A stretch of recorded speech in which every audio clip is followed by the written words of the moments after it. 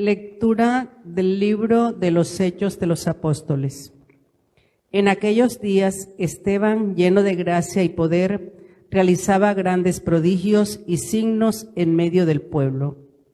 Unos cuantos de la sinagoga llamada de los libertos, oriundos de Cirene, Alejandría, Cilicia y Asia, se pusieron a discutir con Esteban, pero no lograban hacer frente a la sabiduría y al espíritu con que hablaba. Entonces indujeron a unos que asegurasen: le hemos oído palabras blasfemas contra Moisés y contra Dios.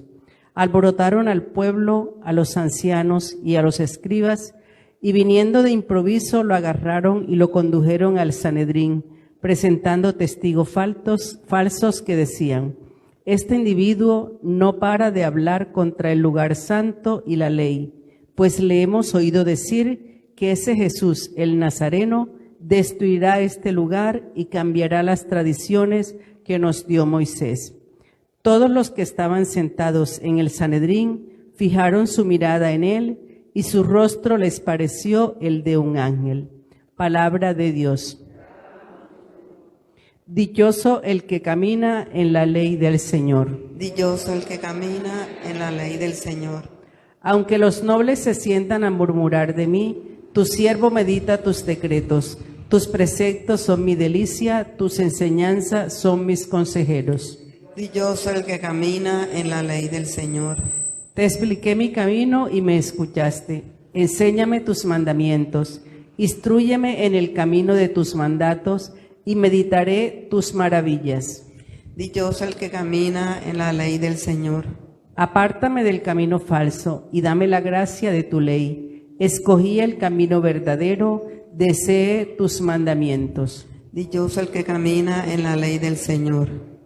Continuamos leyendo el libro de los Hechos de los Apóstoles y el sábado hemos comenzado este capítulo 6 del libro de los Hechos de los Apóstoles, donde se nos narra que la iglesia iba creciendo y los primeros cristianos, especialmente los apóstoles, tuvieron que empezar a resolver las primeras dificultades de lo que podríamos llamar una masificación de la iglesia. Al ser más, empezaron a haber dificultades que se traducen en quejas.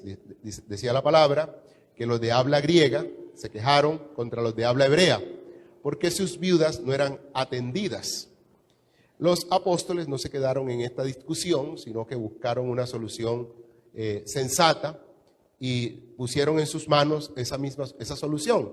Le dijeron: escojan 7 hombres de ustedes, hombres de buena fama, hombres de fe, hombres llenos de Espíritu Santo.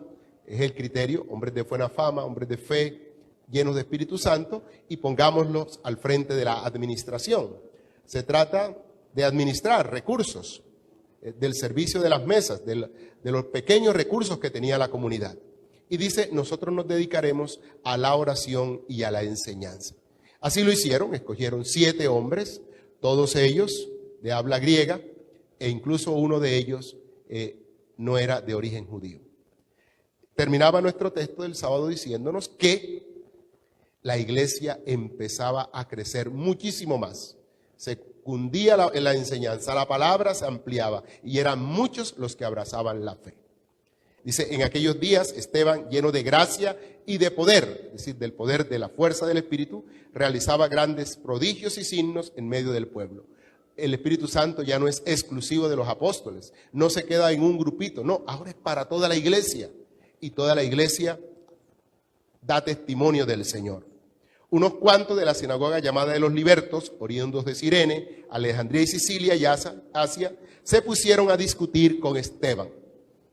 Se me ocurre pensar que este Esteban era proveniente tal vez de este grupo de judíos que habían sido esclavos, pero que ahora se les conocía de los libertos, precisamente por eso habían recobrado la libertad.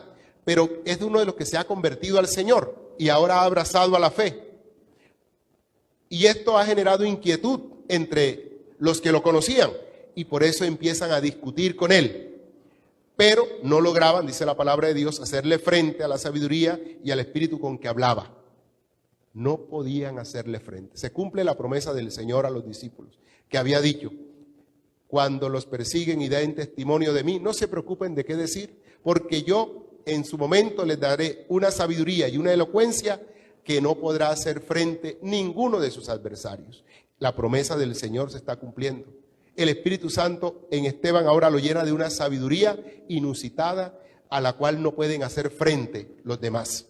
Ellos quedaron incapaces y esta incapacidad los llena de frustración y ante la frustración quieren desahogarse. Esta incapacidad que los frustra al no vencer con argumentos los lleva ahora a recurrir a la mentira. Una estrategia muy común cuando no se tienen argumentos, cuando no somos capaces de hacer frente al otro, podemos recurrir a la mentira. Y dice que estos indujeron a unos que asegurasen, es decir, van a usar el falso testimonio, le hemos oído palabras blasfemas contra Moisés y contra Dios. Es posible que Esteban haya hablado de Moisés en cuanto ha hablado de la ley. Pues les ha hablado de Dios, seguro que sí. Lo mismo que dijeron de Jesús, lo van a decir ahora de Esteban. También cuando condenaron a Jesús, buscaron falsos testigos. Gente que dijera cosas que Jesús había dicho, pero malinterpretadas. Jesús ciertamente había dicho, destruyan este templo y en 3 días lo levantaré. Claro que lo había dicho Jesús. Cuando fueron a presentarse los falsos testigos, ¿qué dijeron? Eso mismo, pero malinterpretado. Este ha dicho que destruiría el templo en 3 días lo levantaría. Este es un blasfemo, eso decían de Jesús, eso están diciendo acá. Usan las mismas palabras de Jesús, pero mal interpretadas. ¿Para qué? Para desacreditar a Esteban, lo mismo que hicieron para desacreditar a Jesús. Buscan desacreditar en primer lugar. Este falso testimonio, este uso de la mentira como estrategia para desacreditar al otro. Y después de desacreditarlo, descalificarlo. Una vez que tú no tienes crédito, entonces tú quedas descalificado. Y lo tercero es, si tú no tienes crédito y tú estás descalificado, se puede justificar la violencia contra ti. Esta es la estrategia de estos hombres. Muy común entre nosotros. En este mundo de las comunicaciones y de las redes sociales es muy común este tipo de mentira fabricada con la intención de desacreditar para descalificar y luego justificar la violencia contra las personas. Esta es una estrategia muy común. Esto no es nuevo. El ser humano, desde que es ser humano, ha usado la mentira. Y dice, ¿por qué? Porque el diablo es padre de la mentira. Y además es homicida. La mentira y el homicidio van de la mano. Porque la mentira normalmente se fabrica para justificar la descalificación y el ataque contra otro. Poder eliminar al que es oponente, al que considero adversario, al que considero enemigo. Pero no es sino más que frustración ante la incapacidad de poder hacer frente a argumentos. Ser una vida que contrasta la mía y que me hace sentir que no estoy bien. Y eso es lo que está pasando aquí con Esteban. Fabricaron una mentira. Una mentira con supuestamente datos correctos, pero mal interpretados. ¿No ocurre también entre nosotros eso? Pero tenemos nosotros los cristianos la capacidad del Espíritu para discernir dónde está la mentira. A veces no. A veces no tenemos eso, porque en nosotros nos hace falta esa sintonía con el Espíritu para discernir dónde está la mentira. Es más, nos convertimos muchas veces en quienes replican mentiras y mentiras. Mentiras y mentiras. Lo que termina descalificando, desacreditando y trayendo muerte y violencia al mundo. Lo que pasó con Esteban es precisamente, dice, alborotaron al pueblo. ¿Qué es lo que hace una mentira? Alborota a la gente. A los ancianos y a los escribas. Y viniendo de improviso, lo agarraron.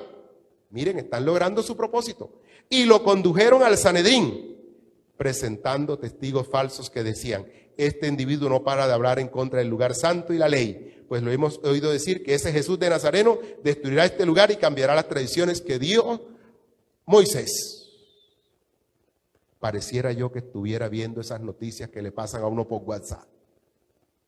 Fulanito de tal dijo, sutanito dijo, no sé qué hizo, lo replican y todo el mundo dice, eso es verdad.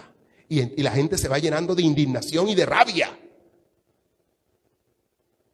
Y ni siquiera se ponen a verificar, y esto será cierto. Pero nosotros vemos las cadenas de WhatsApp llenas de mentiras y de gente que no es capaz de discernir. Solo cogen el titular de prensa, lo ponen el que le interesa y en el grupo que le interesa y el sector que le interesa y ¡pum! Lo manda. Y tú a veces lo replicas. Ojo, eso mismo hicieron con Esteban. Todos los que estaban sentados en el Sanedrín, dice, fijaron la mirada en él. Esto es lo bonito de este relato. Y su rostro les pareció el de un ángel, el de un mensajero de Dios. Puede que haya mentira, pero cuando hay hombres animados por el Espíritu de Dios, su rostro revela otra realidad. La verdad queda al descubierto cuando tu vida la llena Dios. A veces nosotros vivimos preocupados por mirar cómo nos vemos, cómo se ve nuestro rostro. Yo cuando veo a la gente que va, por ejemplo, al oftalmólogo para mirarse los ojos, no les preocupa ver, sino cómo se ven. Ellos lo primero que escogen es la montura de la gafa para ver cómo se van a ver, en lugar de preguntar, ¿cómo voy a ver con estos lentes? Pero a la gente no le interesa los lentes, a ellos les interesa es la montura de las gafas para ver cómo se va a ver. Mire, este hombre estaba lleno del Espíritu Santo y por eso su rostro resplandece como el de un ángel.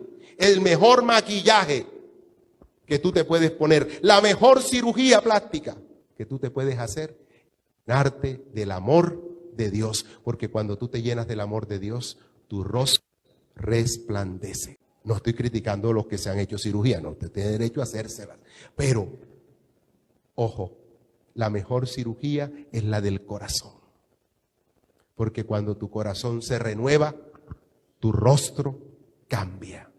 Y dice que el rostro de Esteban era como el de un ángel. Miren al de al lado. Hay que mirar cómo le pedimos al Señor que nos regale Espíritu Santo. Alabado sea Jesús.